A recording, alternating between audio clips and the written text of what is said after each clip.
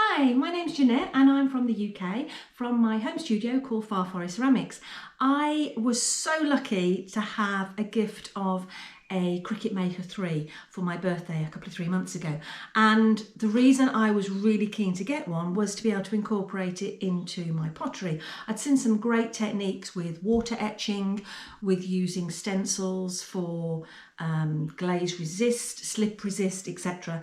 I've also had a wonderful air pen for the same, it was a special birthday, for my birthday a few months ago. So incorporating the two together could also have been quite exciting. So I've been playing with my air pen and I created a playlist called Pottery and the Air Pen.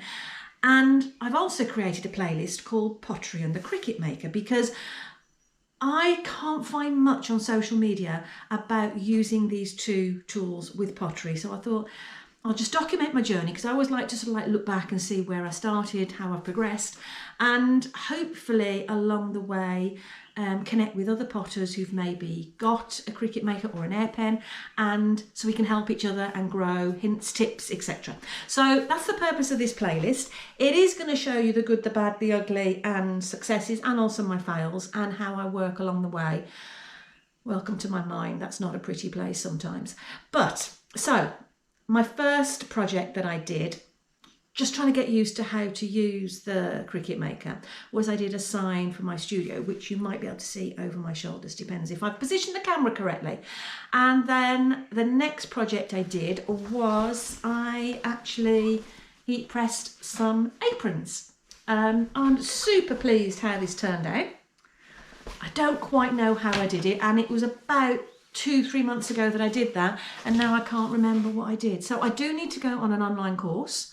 There's so many free tutorials on there to learn to know the Cricut Maker and its tools, the software.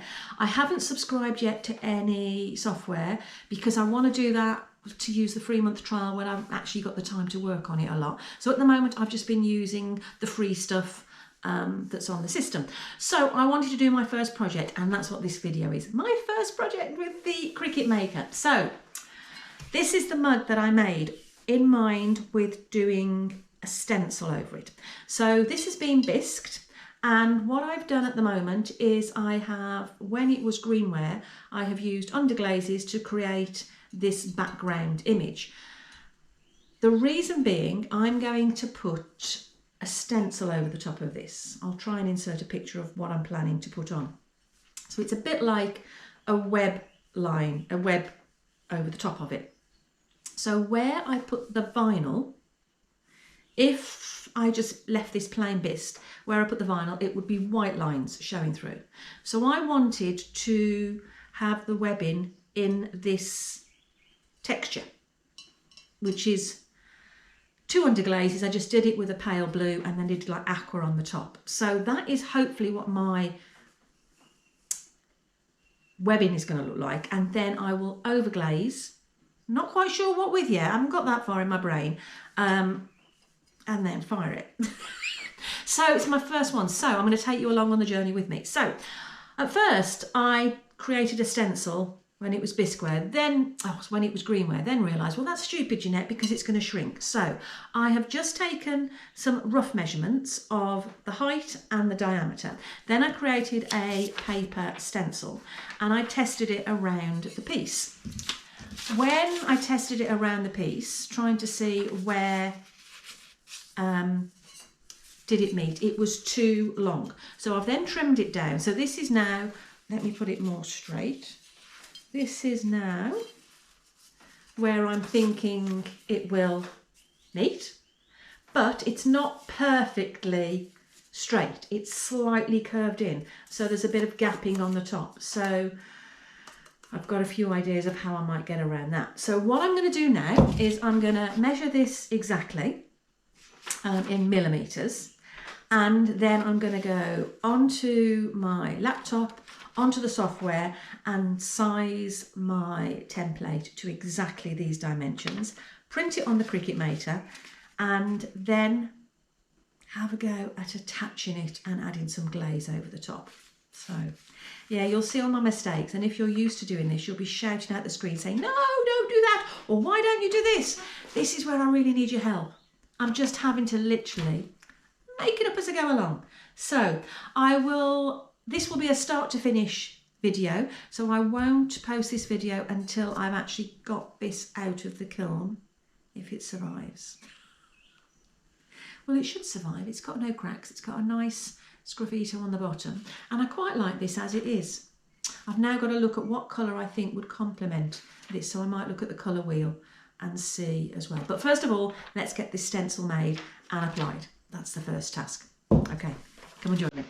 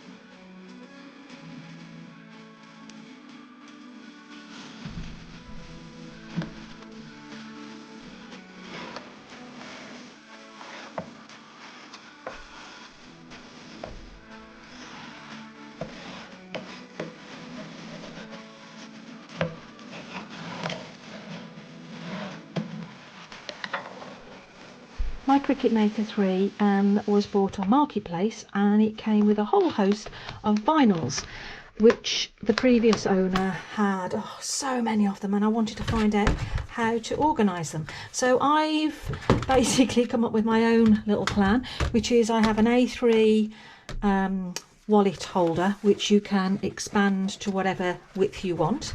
I then got some A3 what do you call these? They're like files that open on two sides. So it's document wallet holder in A3, and then I've literally colour coded.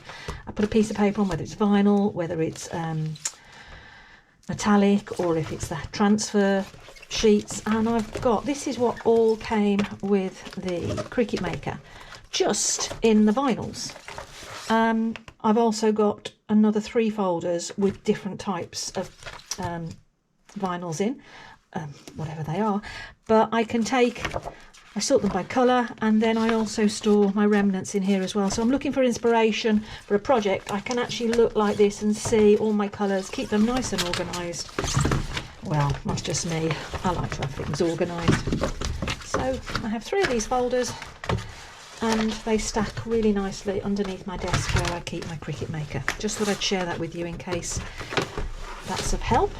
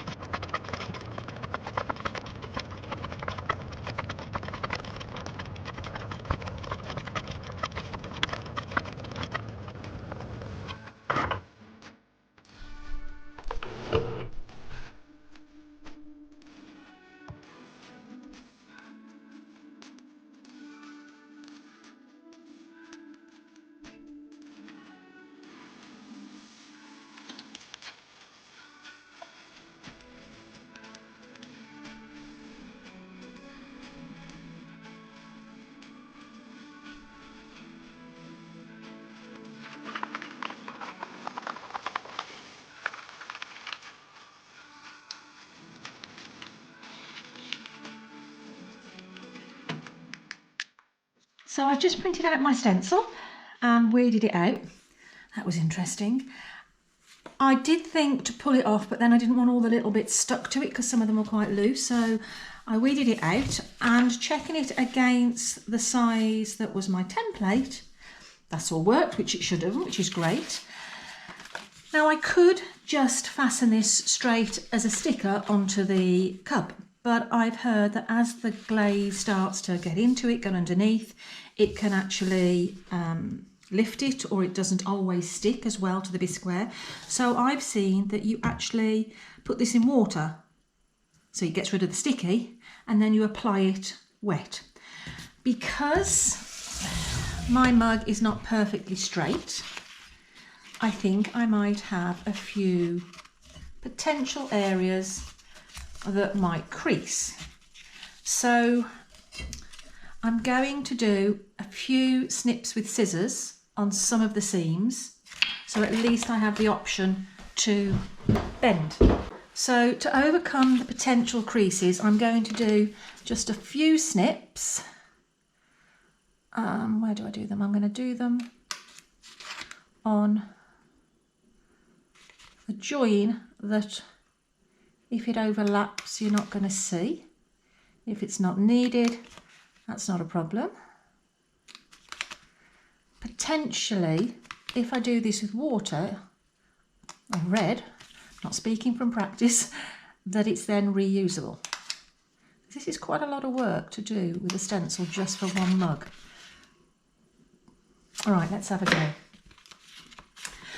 I'm not going to dip my piece in water, I'm going to dip the stencil in water. I've got to get it off first. Right, into the water, which then hopefully, yeah, that removes the sticky. This is going to be something different. So my cuts are at the top edge.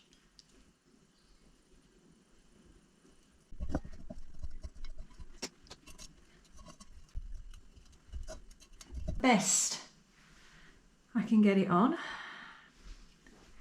I'm now going to try and apply some stroke and coat.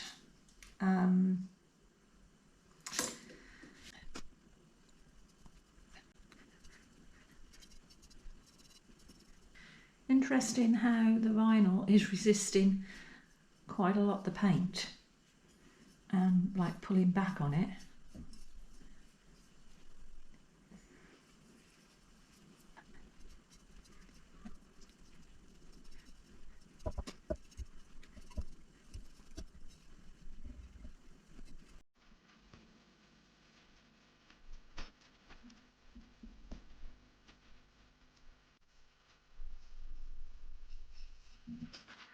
So I want to actually take the stencil off when I've got patches that are still showing area of dampness in the stencil and other areas that are completely dry, because I want to just see what works best. So to the left of the handle it's very dry, and then at the top here where I've obviously had extra coats, it seems in the area of stencil it's a little bit still damp. So let's see, I've got to try and find an edge now to pull up. This is going to be possibly a mess.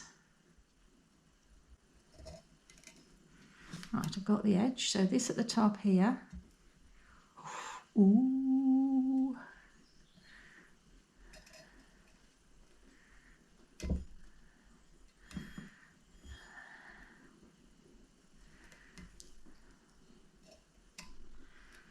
I have gone for a very complex stencil to start off with, which was not really the brightest idea to do, Jeanette.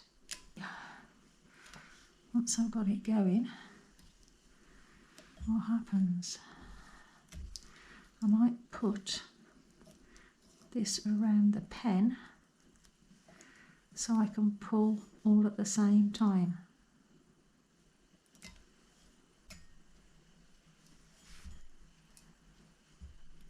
That was where it was slightly damp still, and that's come off great. That's where it was dry, and that's come off great.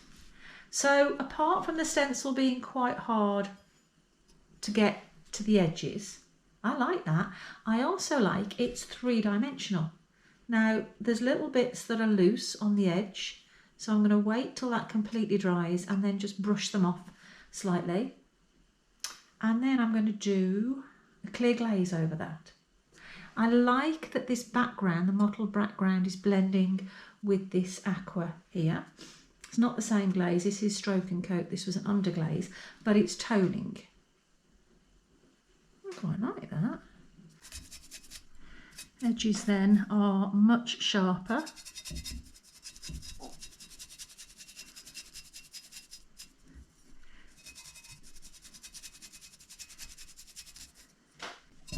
I like that. Now my dilemma is, do I put a clear glaze over this? So this is going to be glossy because it's stroke and coat, and this is going to be glossy. It could be quite nice with the matte as a contrast, but I think then it would show possibly where it's not so clean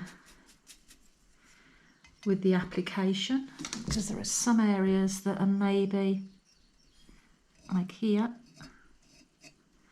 I'm trying to clean up where it's gone slightly awry. Now I think I'm going to put a clear over this one, just the one coat of clear, just on this body here.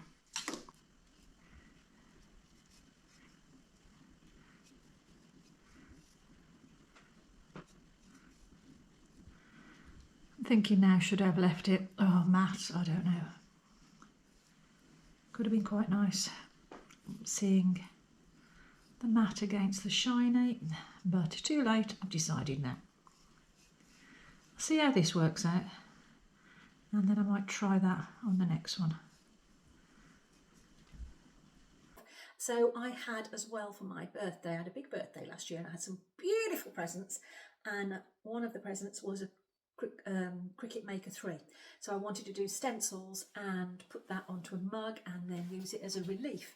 So I did an underglaze stamp on it and I've glazed it.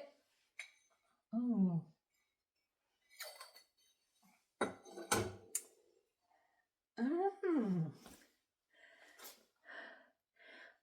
Oh. Well.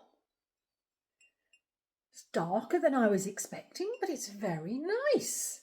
So I'm going to be posting a video of how I did this in the next week. I don't want to flood you all with videos, but I've been videoing this for the last 3 weeks of me making it, putting on the underneath colour before I put the stencil over the top, and then I put a clear gloss over it, and I'm wondering if I should have left the clear gloss off to have kept all of this lighter mottled here in a matte, which now looking at it finished, I think I should have done. But in the inside it goes to a deep blue and finishing up with an aqua on the top. And these are done, if I remember rightly, with stroke and coats. That's nice, isn't it? Yes, I'll be doing a video with that, learning how to use the Cricut Maker and using the stencils on a mug. So that is going to be for our son in Canada who likes big mugs. So I said, oh, I've got a few projects to try out, so I'll try one and you can have that one. So he wants a few big mugs. Thumb rest is quite nice on that, just fits nicely. Very nice.